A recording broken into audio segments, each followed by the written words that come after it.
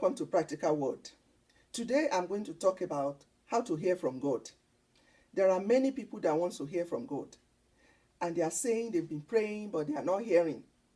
They don't know what the Lord wants them to do, and so on. Now, before I continue, let's talk about divine purpose. This is one area that a lot of people want to hear from God. They want to know what they're supposed to do. They have no clue what they are, why they are in this world. Now, why are we in this world? We're here for some reasons. Let's look at Jesus. In the book of Matthew chapter 1 verse 21, the Bible says, "For he shall save his people from their sins."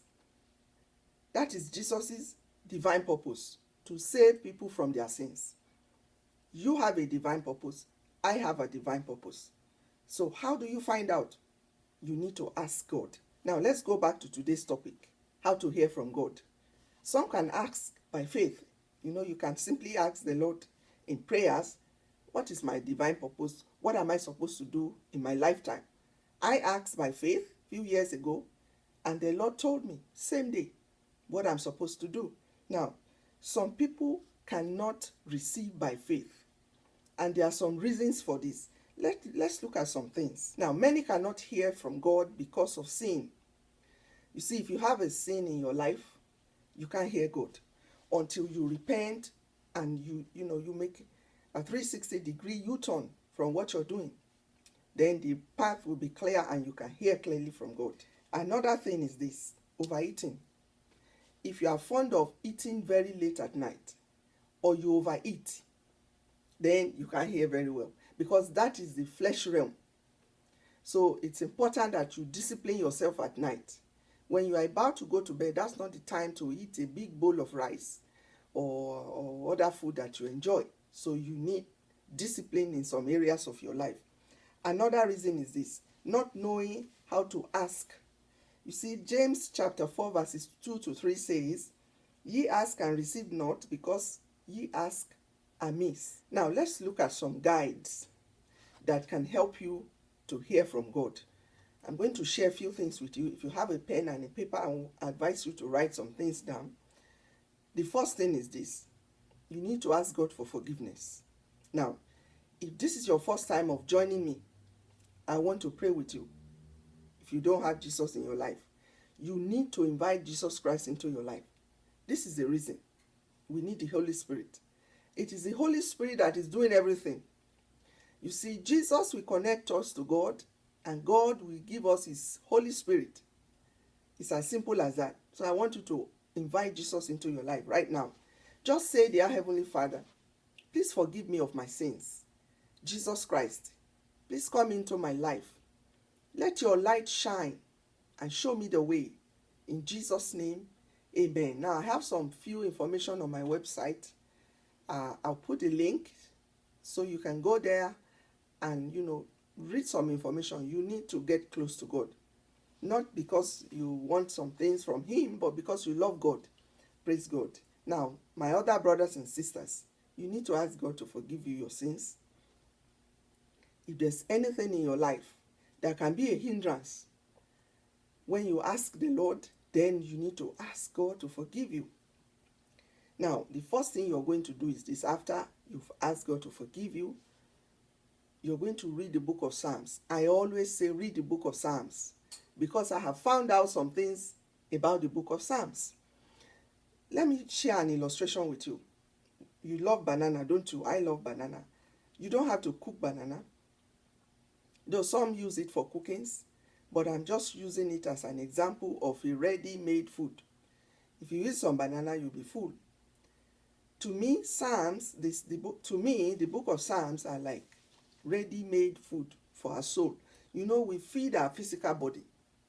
So this is the body of Christ. But you're hearing my voice. That is my soul speaking. Without my body, my soul cannot exist here in this world. So I need to feed my physical body with good food, and I also have to feed my soul with good food. Now, what is the spiritual food for my soul? The Bible. You need to read the scriptures generously. This is how you feed your soul with good stuff. Praise the Lord. So you're going to read the book of Psalms generously. Read minimum of 5 chapters or 10 chapters. Then you feel the impact. Now, the next thing you're going to do is this. You're going to say some scriptures. I wrote some down. You can search. You see, the Bible is the solution for all the problems that we have in the world. You need to search relevant scriptures that will help you with your situations. So I wrote some scriptures down. I'm going to share it with you. If you find any other one, you can add them. Praise God. The first one is this, Proverbs chapter 3 verse 6, and it says, in all your ways acknowledge him, and he shall direct your path. In all your ways acknowledge him, and he shall direct your path. The next one is Psalm 32 verse 8, and it says, I will instruct you and teach you in the way you should go.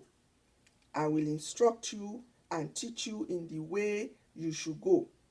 The next one is Psalm 43 verse 3, and it says, Oh, send out your light and your truth, let them lead me.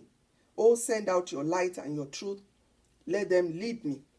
So these are the 3 scriptures that I call seed scriptures. You see, when farmers go to the farm, they plant their crops, they sprinkle corn and so on, and they grow.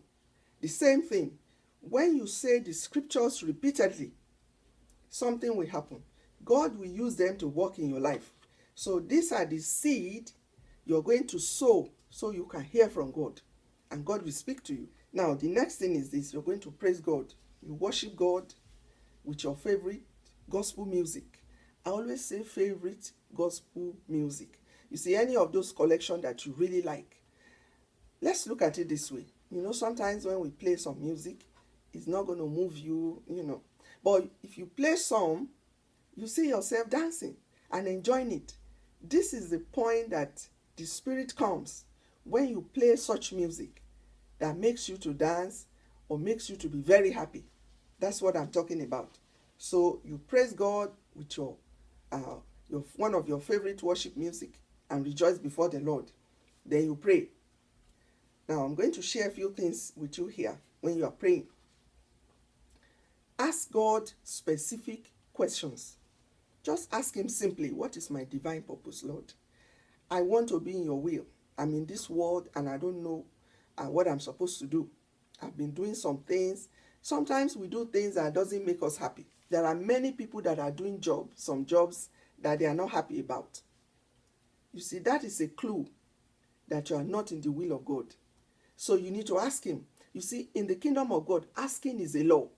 If you don't ask, you don't receive. So your asking will pave way for the Holy Spirit to come and talk to you. It's a legal requirement for Christians to ask. So you need to learn to ask. Just talk to God. Like as you would talk to your best friend. Ask him questions and he will respond to you. Praise the Lord. Now let me share some important things with you. You need to keep a notebook and a pen with you at all times. You see, we are made differently. The way the Lord will speak to me is not the way he will speak to you. God can speak to me through visions, through dreams, or intuitions, and so on. God can speak to you differently. Sometimes God can even use people. He can send people to you to speak to you. Now, have a notepad and pen with you at all times. I have found out that God doesn't waste time with time wasters. If you're serious with the Lord, he will be serious with you. You see, if you go to the classroom and your lecturer is teaching and you don't have a pen and a paper, then you're not serious. So God is our chief lecturer. His Spirit will talk to you. He will guide you when you have your notepad and book ready. Now, when God speaks, you write it down. If you have a dream from the Lord, you must write it down. This is what I found out. Anytime the Lord gives me a dream or a vision, or he speaks to me, I write them down. He will wake me up. Many times he will wake me up to write them down. Now, if I feel lazy to get up, by the time I wake up in the morning, I will have forgotten. Because you know what? We have unclean spirits around us, And they're always tempting us and speaking to our minds. Oh, sleep a little bit more. You will wake up in the morning. And so I will sleep, wake up in the morning, and I will say, oh, I remember I had a dream. It's gone. So I have to pray and, beg God, please forgive me. Many times, the dream doesn't come back. That's it. Write down what the Lord's instructions are.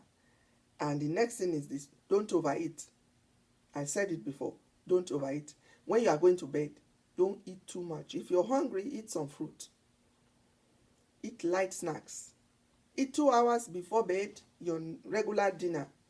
But when you are hungry, when you're about to go to bed and you are hungry, then some will go and get a big bread, with a big pot of tea. And so don't do that.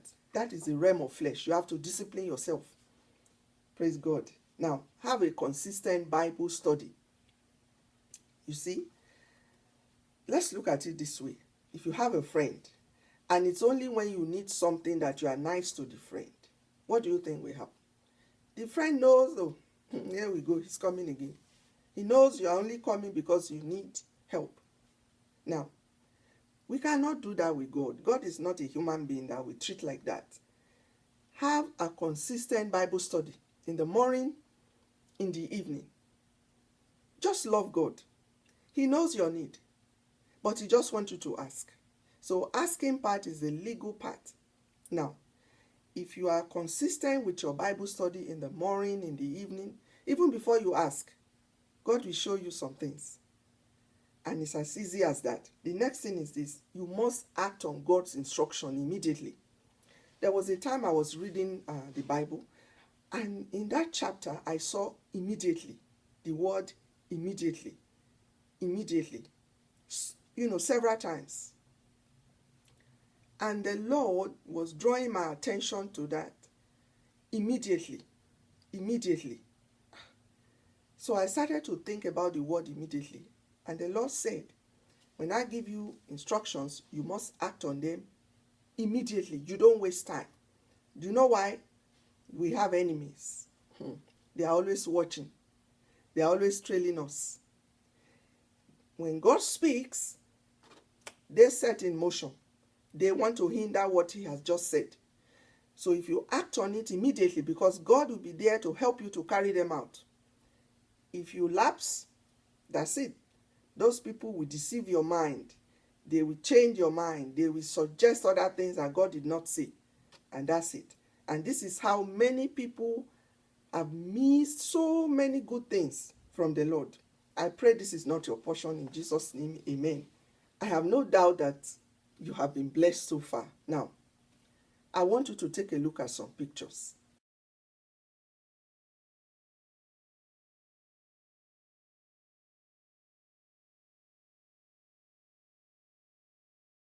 I'm sure that doesn't make you happy. I'm very sad when I see things like that. It doesn't make me happy. If you go back to the book of Genesis, the Bible says everything that God made was good. Everything was good. Some things went wrong. A child sleeping on the street, something is not right there. There's something wrong. Now, let me read the scripture. Proverbs chapter 19, verse 17, and it says, "He that hath pity upon the poor lendeth unto the Lord, and that which he hath given, he will pay him back." That is, if you show kindness to poor people, God promised to pay you back. Now, I talked about divine purpose before. Now, the divine purpose of some people are those children that are sleeping on the street. Please help some people. I'll put a link to my website. Go through the list. If you don't know your divine purpose, the Holy Spirit will be there waiting for you. As you're looking at the list of things to be done, there will be one that God wants you to do. And he said he will bless you. Proverbs 19:17. Let me read it again. He said, "He that hath pity upon the poor lendeth unto the Lord, and that which he had given, he will pay him back." God said he will pay you back. Let's help one another. And this world will be a beautiful place for us to live in. Praise the Lord. Now that you know how to ask God questions that pertains to your life, now begin to help people. Begin to do what you're supposed to do. And my prayer is that you will fulfill your divine purpose in life. May the Lord bless you richly. Now, I have a program called World Prayer Hour on Sundays at 2 o'clock. I'll put the link again. Please join us in praying for the world. Now, I have some books out there that will surely bless you. They are at Amazon.com and on one of my websites. In fact, I'm going to some churches to talk about Fill Your Lamp. I actually do the service with them. It's like practical. Praise the Lord. I'll talk to you again next time. God bless you.